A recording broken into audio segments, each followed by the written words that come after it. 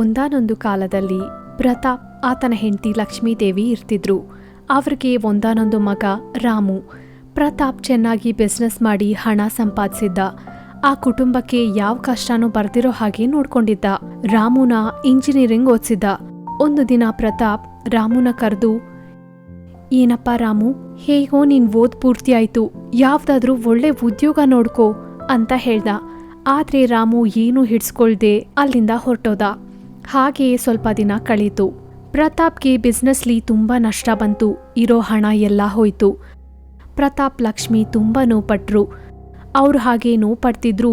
ಕನಿಷ್ಠ ಯಾಕೆ ಹಾಗಿದ್ದಾರೆ ಅಂತ ಕೇಳದೆ ಏನು ಹಿಡಿಸ್ಕೊಳ್ದೆ ಹೊರಗಡೆ ಹೋಗ್ಬಿಡ್ತಾನೆ ರಾಮು. ಪ್ರತಾಪ್ ಒಂದಿನ ಬೈಕಲ್ಲಿ ಹೋಗುತ್ತಾ ಏನೋ ಯೋಚನೆ ಮಾಡುತ್ತಾ ಡ್ರೈವಿಂಗ್ ಮೇಲೆ ಗಮನ ಇಲ್ದೆ ಡಿವೈಡರ್ಗೆ ಹೊಡ್ಕೊಂಡು ಅಲ್ಲಿಗಲ್ಲೇ ಸತ್ತು ಹೋದ.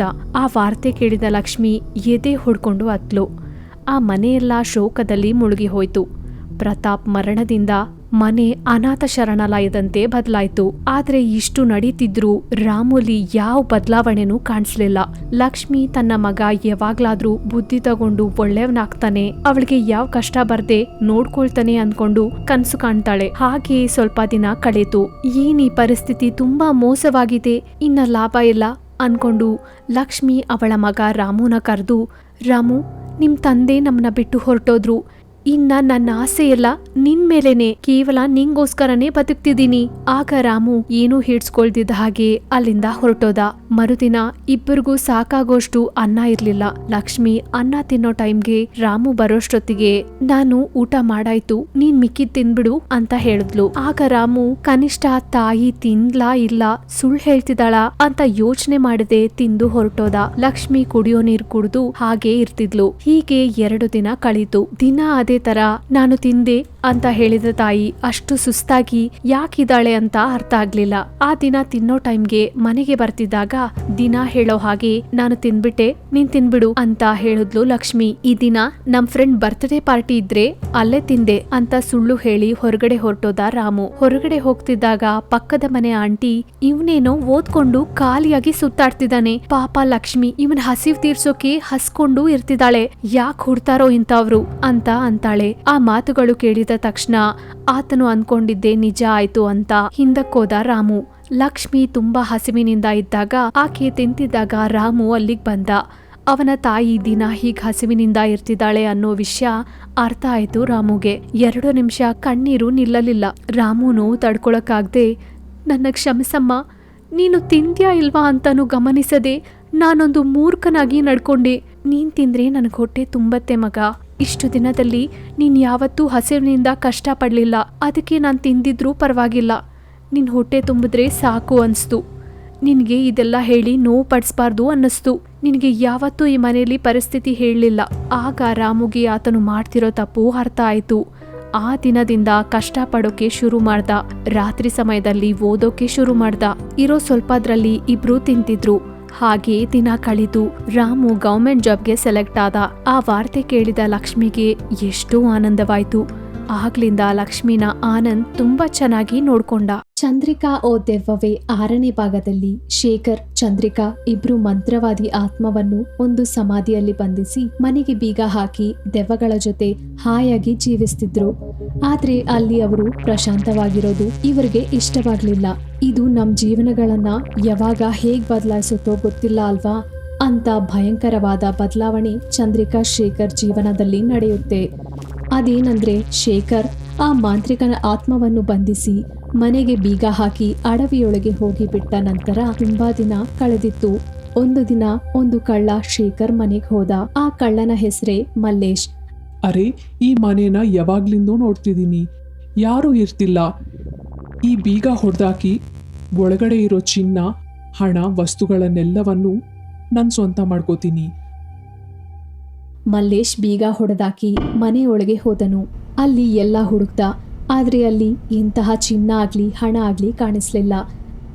ಅರೆ, ಇಲ್ಲಿ ಏನೂ ಇಲ್ಲ, ಅನಾವಶ್ಯಕವಾಗಿ ಈ ಮನೆಗೆ ಕಳ್ತನಕ್ ಬಂದೆ.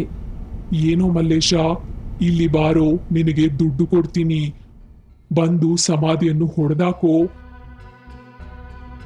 ಯಾರದು? ಯಾರು ಯಾರು ಯಾರು ಮಾತಾಡ್ತಿರೋದು?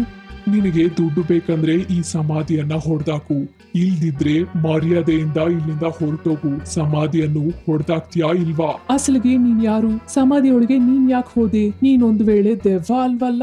ಮೊದ್ಲು ನನ್ ಸಮಾಧಿಯಿಂದ ಹೊರಗಡೆ ತೆಗಿ, ಆಗ ನಿನ್ಗೆ ಅರ್ಥ ಆಗುತ್ತೆ. ನಿನಗೆ ಬೇಕಾದ ದುಡ್ಡು ನಾನ್ ಕೊಡ್ತೀನಿ, ನನ್ನ ಹೊರಗಡೆ ಬಿಡು ಮಲ್ಲೇಶ. ಆ ಮಾತುಗಳು ಕೇಳಿದ ಮಲ್ಲೇಶ್ಗೆ ಆಸೆಯಾಗಿ ಆ ಸಮಾಧಿಯನ್ನು ಹೊಡೆದಾಕ್ತ. ಆ ಸಮಾಧಿಯಿಂದ ಇದ್ದಕ್ಕಿದ್ದಂತೆ ಮಾಂತ್ರಿಕನ ಆತ್ಮ ಹೊರಗಡೆ ಬಂದು ಹಾಗೆ ಮಲ್ಲೇಶ್ ಶರೀರಕ್ಕೆ ಪ್ರವೇಶಿಸಿತು. ನೋಡ್ತಿದ್ದಂತೆ ಬೆಳಕಾಯ್ತು. ಆಗ ಮಲ್ಲೇಶ್ ಊರಿನ ಪ್ರಜೆಗಳ ಹತ್ರ, ನಿಮ್ಮೂರಿಗೆ ಕೀಡಾಗುತ್ತೆ, ಅದೆಲ್ಲ ಮಾಡ್ತಿರೋದು ನಿಮ್ಮೂರಿನಿಂದ ಹೊರಗಡೆ ಹೋದ ಒಂದು ಕುಟುಂಬ ಅಂತ ಹೇಳಿ ಅಲ್ಲಿಂದ ಹೊರಟು ಹೋದ. ಆ ಮಾತುಗಳು ಕೇಳಿದ ಊರಿನ ಪ್ರಜೆಗಳು ಒಬ್ಬರೊಂದಿಗೆ ಒಬ್ಬರು, ಈತ ಯಾರು? ಈತ ಇಲ್ಲಿ ಯಾಕೆ ಬಂದ? ನಮ್ಮೂರಿಗೆ ಕೀಡಂತಿದ್ದಾನೆ. ಇವ್ನ್ಯಾರೋ ಹುಚ್ಚನಂತೆ ಇದ್ದಾನೆ ಅಂತ ಅಂದುಕೊಂಡು ಹಿಡಿಸ್ಕೊಳ್ದೆ ಬಿಟ್ಬಿಟ್ರು. ಹಾಗೆಯೇ ದಿನ ಕಳೆಯಿತು. ಆ ಊರಿನ ಪ್ರಜೆಗಳಿಗೆ ಯಾವುದೋ ಗೊತ್ತಿರದ ಕಾಯಿಲೆ ಬಂದು ಎಲ್ಲರೂ ಅನಾರೋಗ್ಯಕ್ಕೆ ಒಳಗಾದ್ರು. ಗ್ರಾಮದ ಪ್ರಜೆಗಳಿಗೆಲ್ಲ ಭಯ ಶುರುವಾಯಿತು. ಒಂದು ದಿನ ಊರಿನ ದೊಡ್ಡವರು ಗ್ರಾಮದ ಪ್ರಜೆಗಳನ್ನೆಲ್ಲ ಸಮಾವೇಶ ಮಾಡಿಸಿ, ಸ್ವಲ್ಪ ದಿನ ಮುಂದೆ ಒಂದು ಆತ ಬಂದು ನಮ್ಮೂರಿಗೆ ಕೀಡ್ ಬರುತ್ತೆ ಅಂತ ಹೇಳಿದ್ದ. ಆತ ಹೇಳಿದ ಹಾಗೆ ನಮ್ಮೂರಿನ ಪ್ರಜೆಗಳು ವಿಚಿತ್ರ ವಿಚಿತ್ರ ಕಾಯಿಲೆಯಿಂದ ಒದ್ದಾಡ್ತಿದ್ದಾರೆ. ಇಷ್ಟರಲ್ಲಿ ಊರಿನಲ್ಲಿ ಒಬ್ಬನಾದ ಮನೋಜ್ ಊರಿನ ದೊಡ್ಡವರ ಹತ್ರ, ಅಷ್ಟೇ ಅಲ್ಲ, ಇದೆಲ್ಲ ಮಾಡ್ತಿರೋದು ಈ ಊರಿನಿಂದ ಹೊರಟೋದ ಒಂದು ಕುಟುಂಬ ಅಂತಾನು ಹೇಳಿದ್ದ.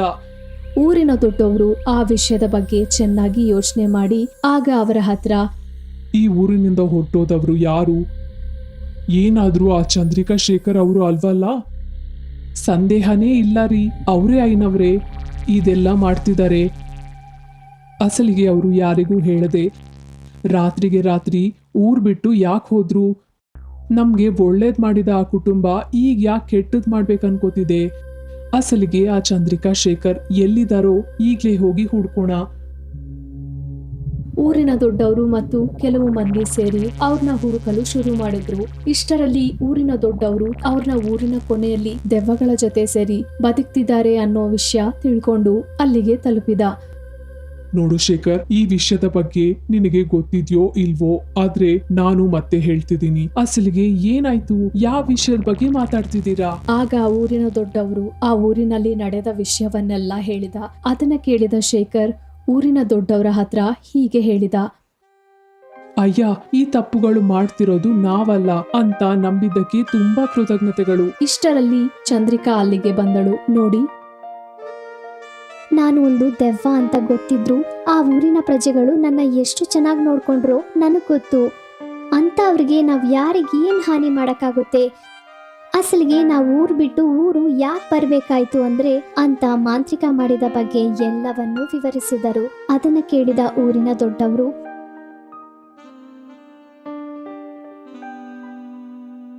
ಇದೆಲ್ಲ ಅವನ್ ಕೆಲ್ಸನಾ?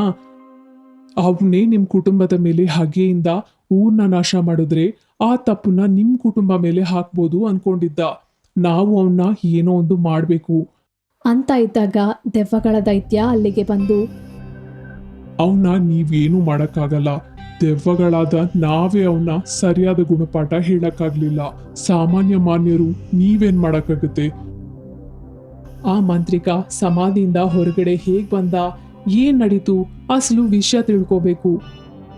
ಶೇಖರ್, ಚಂದ್ರಿಕಾ, ಊರಿನ ದೊಡ್ಡವರು, ದೆವ್ವಗಳ ದೈತ್ಯ ಎಲ್ರೂ ಸೇರಿ ಮಾಂತ್ರಿಕನನ್ನು ಸಮಾಧಿ ಮಾಡಿದ ಶೇಖರ್ ಮನೆಗೆ ಹೋದ್ರು.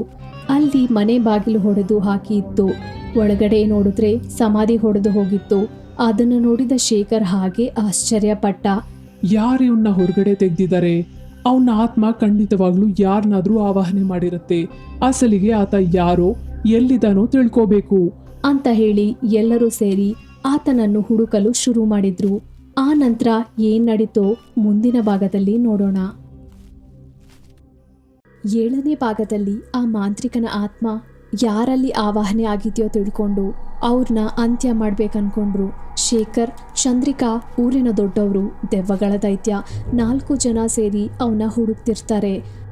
ಹಾಗೆ ಅವನ್ನ ಹುಡುಕ್ತಿರ್ಬೇಕಾದ್ರೆ ದೆವ್ವಗಳ ದೈತ್ಯ, ಆ ಮಾಂತ್ರಿಕ ಖಂಡಿತವಾಗ್ಲೂ ಆ ಗುಹೆಯಲ್ಲೇ ಇರ್ತಾನೆ. ತಪ್ಪದೇ ಅಲ್ಲಿಗೆ ಹೋಗಿ ನೋಡೋಣ. ಅನ್ಕೊಂಡು ಆ 4 ಜನನೂ ಸೇರಿ ಆ ಗುಹೆಯ ಹತ್ರ ಹೋಗ್ತಾರೆ. ಅಲ್ಲಿ ಆ ದೆವ್ವಗಳ ದೈತ್ಯ, ಅದು ಅವನು ಆ ಗೃಹದಲ್ಲೇ ಇದ್ದಾನೆ. ಅವನ ಕೂಗಾಟ ನನಗೆ ಕೇಳಿಸ್ತಿದೆ. ಆದ್ರೆ ನಾವೆಲ್ಲರೂ ಸೇರಿ ಅಲ್ಲಿಗೆ ಹೋದ್ರೆ ನಿಮ್ಮೆಲ್ಲರನ್ನೂ ನೋಡಿ ಅವನು ಅಲ್ಲಿಂದ ಓಡ್ ಹೋಗ್ತಾನೆ. ಮತ್ತೆ ಏನ್ ಮಾಡ್ಬೇಕೋ ಹೇಳಿ. ನೋಡ್ರಿ ಶೇಖರ್, ಚಂದ್ರಿಕಾ, ನೀವು ಮಾತ್ರನೇ ಅಲ್ಲಿಗೆ ಹೋಗಿ. ಯಾಕಂದ್ರೆ ಅವನ ಹಾಗೆ ನಿಮ್ ಕುಟುಂಬದ ಮೇಲೆ ಹೋಗಿ ಅವನಿಗೆ ಸ್ವಲ್ಪ ಹೇಳಿ. ಅವನು ಮನ್ಸ್ ಬದಲಾಯಿಸ್ಕೊಂಡ್ರೆ ಸರಿ, ಇಲ್ದಿದ್ರೆ ಅವನ ಪತನವನ್ನು ಅವನೇ ಕೇಳ್ಕೊ ಬಂದ ಹಾಗೆ ಅಂತ ಹೇಳಿ ಅವ್ರನ್ನ ಆ ಮನೆ ಒಳಗಡೆ ಕಳಿಸ್ಕೊಟ್ಟ. ಅಲ್ಲಿಗೆ ಸೇರಿದ ತಕ್ಷಣ ಆ ಮಾಂತ್ರಿಕ ಅವ್ರನ್ನ ನೋಡಿ ಆತ ಶರೀರವನ್ನು ಬಿಟ್ಟು ಹೊರಗಡೆಗೆ ಬಂದ. ಕಳ್ಳನಾದ ಮಹೇಶಲ್ಲಿ ಏನ್ ನಡೀತಿದ್ಯೋ ಅರ್ಥ ಆಗದೆ ಅಲ್ಲಿಂದ ಭಯದಿಂದ ಓಡಿ ಹೋದ. ಹೊರಗಡೆ ಬಂದ ಮಾಂತ್ರಿಕನ ಆತ್ಮ ದೆವ್ವದ ರೂಪಕ್ಕೆ ಬದಲಾಗಿ ಅವರೊಂದಿಗೆ, ನೀವು ಬರ್ತೀರಾ ಅಂತ ನನಗೆ ಗೊತ್ತು ಶೇಖರ್. ನಿನ್ನ ಸಾಯಿಸಿ ನನ್ನ ಹಾಗೆ ತೀರ್ಸ್ಕೊತೀನಿ.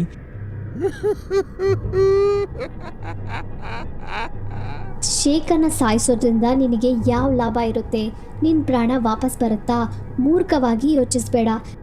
ನನ್ನ ಪ್ರಾಣ ವಾಪಸ್ ಬರದೇ ಇರ್ಬೋದು, ಆದ್ರೆ ನನ್ನ ಪ್ರಾಣ ತೆಗೆದ ಇವನ್ ಪ್ರಾಣ ತೆಗೆದೆ ಎಂಬ ತೃಪ್ತಿ ನನ್ನ ಹಾಗೆ ಎರಡೂ ತೀರತ್ತೆ. ನೋಡು, ಆ ದಿನ ಇಲ್ಲಿಂದ ತಪ್ಪಿಸ್ಕೊಳ್ಳೋಕೋಸ್ಕರ ನಿನ್ನ ಹೊಡೆದು ಹೊರಟೋದೆ ಅಷ್ಟೇ, ಬಿಟ್ರೆ ನಿನ್ನ ಸಾಯಿಸ್ಬೇಕನ್ನೋ ಉದ್ದೇಶನೂ ಇಲ್ಲ. ಹೀಗೆ ನಡೆಯುತ್ತೆ ಅಂತ ನನಗೆ ಗೊತ್ತಿರಲಿಲ್ಲ. ನನ್ನ ಕ್ಷಮಿಸು. ಒಂದು ಕ್ಷಮೆಯಿಂದ ಹೋದ ನನ್ನ ಪ್ರಾಣ ತಿರುಗಿ ಬರುತ್ತಾ? ಬರಲ್ವಲ್ಲ. ಈಗ ಅವನ ಪ್ರಾಣ ತೆಗೆಯೋದ್ರಿಂದನೂ ನಿನಗೇನು ಬರಲ್ವಲ್ಲ. ಅರ್ಥ ಮಾಡ್ಕೋ. ಅವರು ಎಷ್ಟು ಹೇಳಿದ್ರು ಆ ಮಾಂತ್ರಿಕನ ಮನಸ್ಸು ಮಾತ್ರ ಬದಲಾಗ್ಲಿಲ್ಲ. ಆತನ ಹಾಗೆ ಶೇಖರ್ನ ಸಾಯಿಸ್ಬೇಕಂತಾನೇ ಇದೆ. ನೀನು ಎಷ್ಟು ಹೇಳಿದ್ರು ಸರಿ, ನಾನು ನಿನ್ನ ಸಾಯಿಸ್ತೀನಿ ಅಂತ ಆತ ಶೇಖರ್ ಕತ್ತಿಟ್ಕೊಂಡು, ಬಿಡು, ನನ್ನ ಬಿಡು ಅಂತ ಕೂಗಾಡಿದ ಶೇಖರ್. ದೆವ್ವಗಳ ದೈತ್ಯ ಆ ಕೂಗು ಕೇಳಿ ಒಳಗಡೆ ಬಂದು ಆ ಮಾಂತ್ರಿಕನನ್ನು ತನ್ನ ಮಂತ್ರಗಳಿಂದ ಬಂಧಿಸಿದ. ಶೇಖರ್ ಜ್ಞಾನ ತಪ್ಪಿ ಕೆಳಗೆ ಬಿದ್ದೋಗ್ತಾನೆ. ಅದನ್ನು ನೋಡಿದ ಆ ಮಾಂತ್ರಿಕ ಶೇಖರ್ ಸತ್ತು ಹೋದ ಅಂದುಕೊಳ್ಳುತ್ತಾನೆ. ಮಾಂತ್ರಿಕ ದೆವ್ವಗಳ ದೈತ್ಯನೊಂದಿಗೆ, ನನ್ನ ಶಕ್ತಿಗಳ ಮುಂದೆ ನೀನೊಬ್ಬನ ಶಕ್ತಿ ಕೆಲ್ಸಕ್ಕೆ ಬರಲ್ಲ ಅಂತ ಆತನ್ನ ಬಿಡಿಸ್ಕೊಂಡು, ಈಗ ನಿಮ್ಮಿಬ್ರು ಸಹ ಅಂತ್ಯ ಮಾಡ್ತೀನಿ ಅಂತ ಇದ್ದಾಗ ಊರಿನ ದೊಡ್ಡವರು ಅಲ್ಲಿಂದ ಬಂದು ಆ ಮಾಂತ್ರಿಕ ಹತ್ರ, ನೋಡು, ನಿನಗೆ ಪುಣ್ಯ ಇರುತ್ತೆ, ನೀನ್ ಹಾಗೆ ಮಾಡಬೇಡ. ಬೇಕಾಗಿದ್ರೆ ನನ್ನ ಪ್ರಾಣ ತೆಗೆದುಕೋ, ಅವ್ರನ್ನ ಏನೂ ಮಾಡಬೇಡ. ಯಾರೋ ನೀನು? ನಾನು ಈ ಊರಿಗೆ ದೊಡ್ಡವನು. ನೀನ್ ಮಾಡಿದ ತಪ್ಪಿಂದ ಭಯಂಕರ ಕಾಯಿಲೆಯಿಂದ ಎಲ್ಲರೂ ಅನುಭವಿಸುತ್ತಿದ್ದಾರೆ. ತುಂಬಾ ಜನ ಸತ್ತು ಹೋಗ್ತಿದ್ದಾರೆ. ದಯವಿಟ್ಟು ಅವ್ರನ್ನ ಅನಾರೋಗ್ಯದಿಂದ ಬಿಡಿಸು. ಕೇವಲ ನನ್ನ ಹಾಗೆ ಈ ಶೇಖರ್ ಕುಟುಂಬದ ಮೇಲೆ ಮಾತ್ರನೇ, ನಿನ್ ಮೇಲೆ ಅಲ್ಲ. ಅವರೆಲ್ಲರಿಗೂ ಆ ಕಾಯಿಲೆಯನ್ನ ಗುಣಪಡಿಸಿಬಿಡ್ತೀನಿ. ಆ ಮಾತುಗಳು ಕೇಳಿದ ಚಂದ್ರಿಕಾ ಮಾಂತ್ರಿಕನೊಂದಿಗೆ, ಅಂದ್ರೆ ನಿನ್ನಲ್ಲೂ ಒಳ್ಳೆತನ ಇದೆ. ಕೇವಲ ನಿನ್ ಹಾಗೆ ಎಲ್ಲ ನಮ್ಮ ಮೇಲೇನೆ ಅಲ್ವಾ? ತಿಳಿದೋ ತಿಳಿದೇನೋ ನಮ್ಮಿಂದ ಆ ತಪ್ಪಾಗೋಯ್ತು. ನನ್ ಗಂಡನ್ನ ಸಾಯಿಸ್ಬಿಟ್ಟೆ, ನಿನ್ ಹಾಗೆ ತೀರ್ತಲ್ವಾ ಅಂತ ಅಳಲು ಶುರು ಮಾಡಿದ್ಲು. ಶೇಖರ್ ತುಂಬಾ ಒಳ್ಳೆಯವನು. ಆತ ಯಾರಿಗೂ ಹಾನಿ ಮಾಡಲ್ಲ.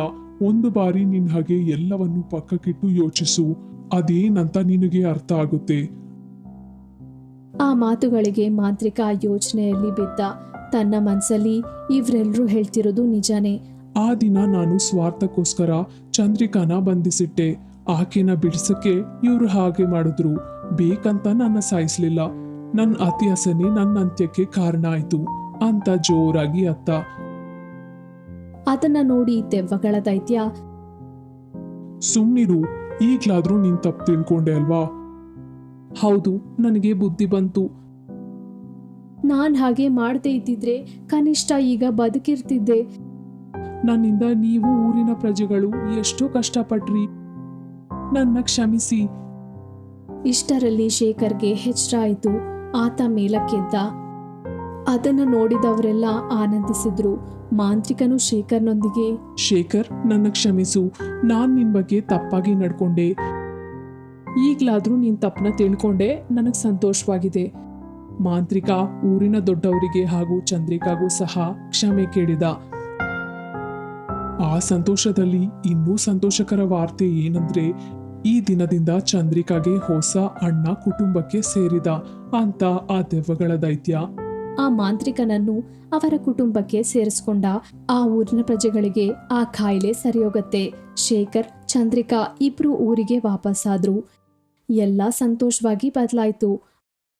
ಆ ನಂತರ ಏನ್ ನಡೀತೋ ಇನ್ನೊಂದು ಭಾಗದಲ್ಲಿ ನೋಡೋಣ.